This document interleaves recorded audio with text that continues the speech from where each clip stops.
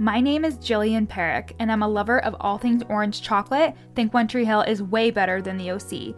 And as a person who stutters, I hope to one day inspire women with invisible disabilities to overcome their limiting beliefs and start the business of their dreams, just like I did. I'm a mindset coach specializing in imposter syndrome, helping women beat their inner imposter using neurolinguistic programming, hypnosis, and time techniques. And this is the From Imposter to Empowered podcast.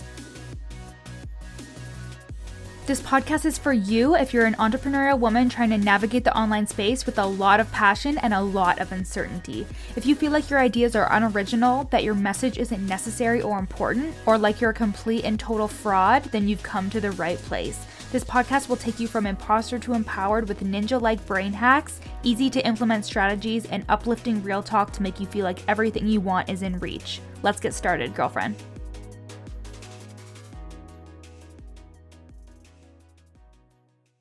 Hey everybody, welcome back to the From Imposter to Empowered podcast with me, your host, Jill, at your coach Jill on Instagram. If you don't follow me, you probably should be because all the best shit goes on there. We talk about Rhonda, my inner imposter, and she's a huge hoe, and I made a TikTok and now I have to do some, oh my god, is anybody else on TikTok? Because if you are, please find me. It's going to say your coach Jill. I just made the mistake of calling myself Jilly Beans with a Z 23. And then I was like, why didn't I just call it your coach Jill? Anyways, I'm on TikTok. So if you are, because of the quarantine, I was like, I'll see what this TikTok thing is all about. And oh my God, be prepared to spend like hours down the rabbit hole. I told one of my clients about it. And she was like, thanks a lot. I spent like hours on TikTok the other day. I was like, sorry. There's not much to do. There's not much to do. But today's topic is all about personal development. And because when we are entertaining those negative thoughts and we are making ourselves feel really bad about where we're at and how we don't know what we're talking about and that people are going to figure us out, it can be pretty hard to stay on the track of personal development, especially because you're going to be up leveling all the time. You're going to be doing new things and your brain is trying to keep you safe. So remember, your brain is just trying to preserve itself. It sees every emotional risk as danger. So it equates danger, physical danger, as the same as it would emotional danger. So that's why you would be terrified of going on a stage and speaking in front of people as you would be terrified before going skydiving. And that's just because, again, our brains are trying to keep us safe. It's trying to prevent us from feeling any unnecessary negative emotion like fear or anger or sadness, because those negative emotions lead to negative consequences, especially if you have experience with, for example, like overeating or self-sabotaging behavior.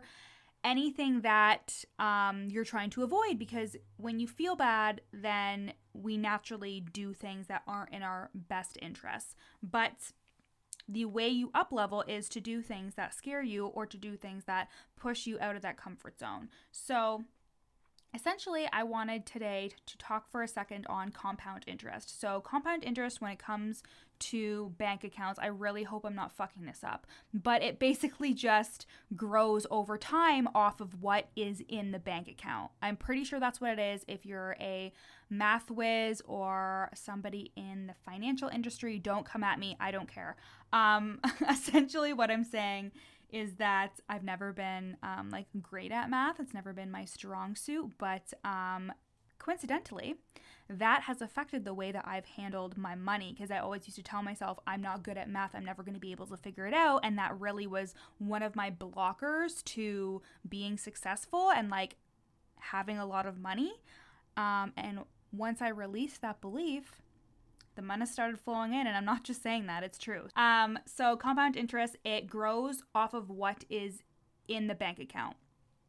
And so when this comes to personal development, I want you to see your business and what you're doing, if you don't own a business, even just what you're doing right now to work on yourself, as compound interest. Everything you're trying is working towards whatever your goal is. So everything you're trying. So for example, for me in the mornings, I do EFT tapping, I do journaling, I do all these things to like really help myself like get into that high vibe, energetic state to be excited to serve my clients and work in my full-time job and all that fun stuff. So but the thing is when I started in therapy last year in the beginning of 2019, I was doing all the work, but I wasn't seeing results and I was getting really frustrated. I also didn't have an idea of what results should be in terms of my like reasonable expectations. Like I expected to start to go to therapy and be like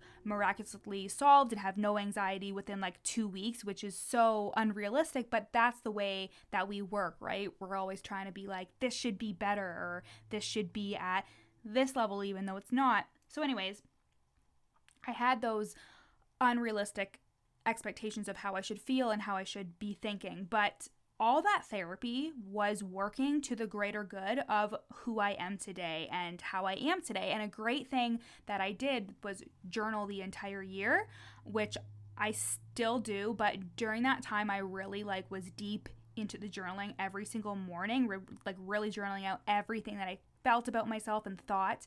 And reading back now, I'm like, wow, I have come so far. And that is because of the compound interest of continuously doing different things to help myself towards a goal of feeling better and just being a better person, a better daughter, a better friend, a better partner, a better business owner.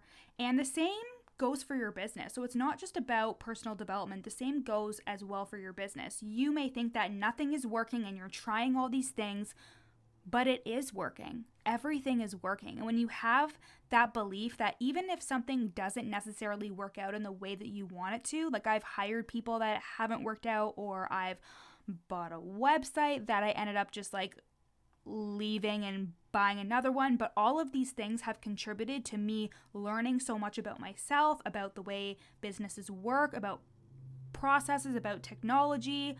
Like if you told me that when in like 2017, when I even started playing around with a website, that I was going to be really good at coding and SEO and all this stuff, I'd be like, okay, yeah, when? But it just comes with time. And I think patience is something that is lacking in the coaching industry right now, because there's so many people being like, I made this much and this much in 6 months, and I did this and this in 6 months. But the real things that we should be focusing on are the little things that we have started to teach ourselves and the things that we have improved on over a period of time, because you're always going to be improving. You're always going to be looking to the next thing.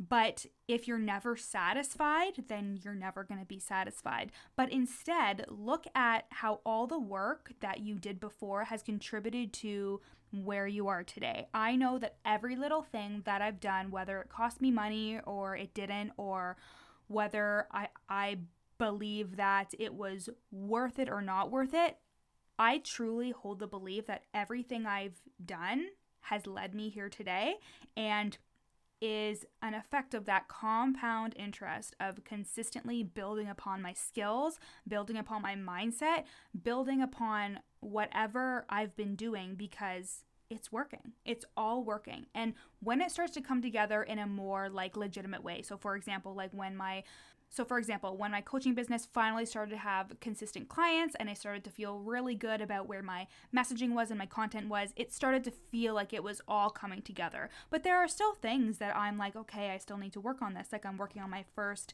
passive product and I'm like, fuck, like this is feeling like it's taking forever. It's just because I've had the idea for forever, but I haven't been working on it forever. It's been like 2 weeks and I'm still so frustrated. And then I have to remember everything I'm doing every single day is working towards the greater good and for my greater good.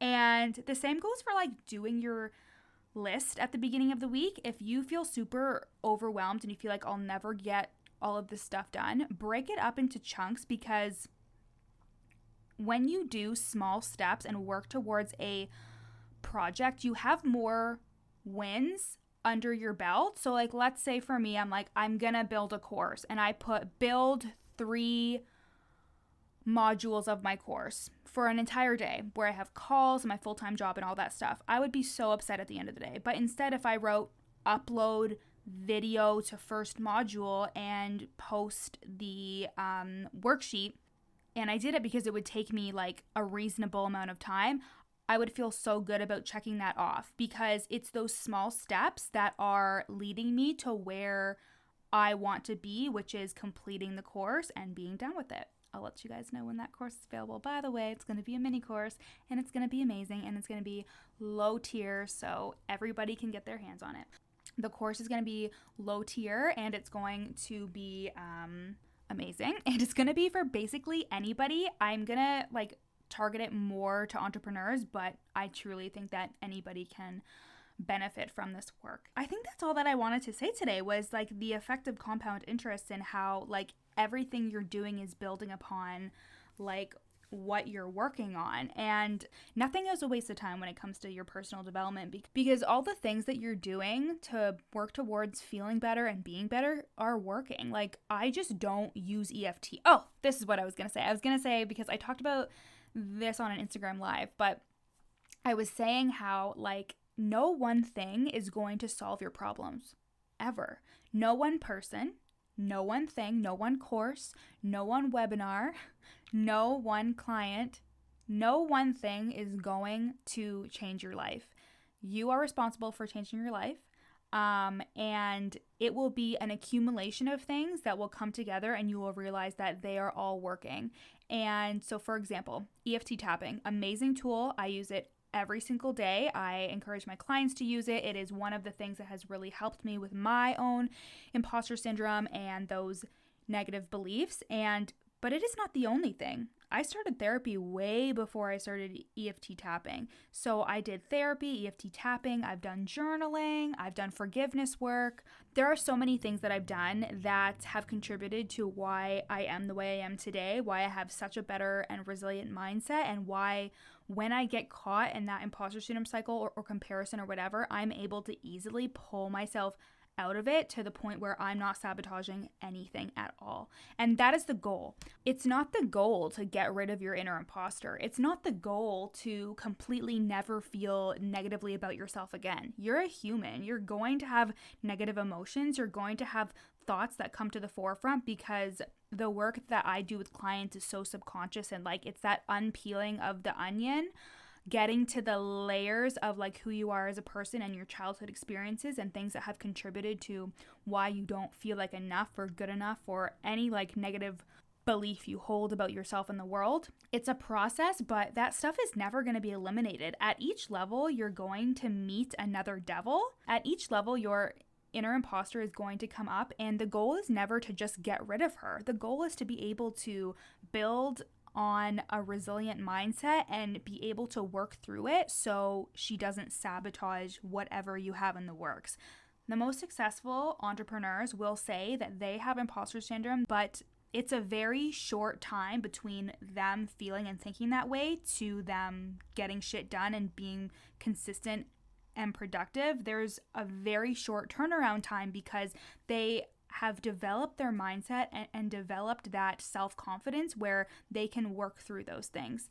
And I think that's really important for you to know, is that like it's not going to be this be all end all come to Jesus moment where we're going to be like, I feel so good about myself and nothing is going to faze me, not one thing at all, I am so perfect. It's just not reality. But what is reality is you developing such a strong foundational mindset and belief in yourself that whatever comes up for you, you're able to work through. And I do that with like consistent support with my mindset, really good strategy from professionals, and support, like just a sisterhood of support. That is what I have to say today about compound interest. So if you like this podcast episode, please screenshot and tag me on Instagram at your coach Jill. I hope you loved it. Let me know what you think about the compound interest concept when it comes to personal development and working on those inner imposter thoughts, because again, we all have them, and it's just remembering to look back and see how far you've come and how amazing you're doing, and that's each time that you work on this stuff, you improve. Little by little, you improve. And to also remember that whenever you hit the next level, there is going to be that time where those things come up, but that's okay. Thanks so much for listening to the From Imposter to Empowered podcast with me, Jillian Perrick. If you loved this episode, take a screenshot and share it on your Instagram story. And don't forget to tag me at Your Coach Jill. Of course, I'd love for you to rate the podcast 5 stars and leave a review. And if you screenshot your review and send it to me at Your Coach Jill on Instagram, I'll send you a free gift. At the very least, make sure you follow me on Instagram, again at Your Coach Jill, for tons of free content, strategies, and inspo. See you next time.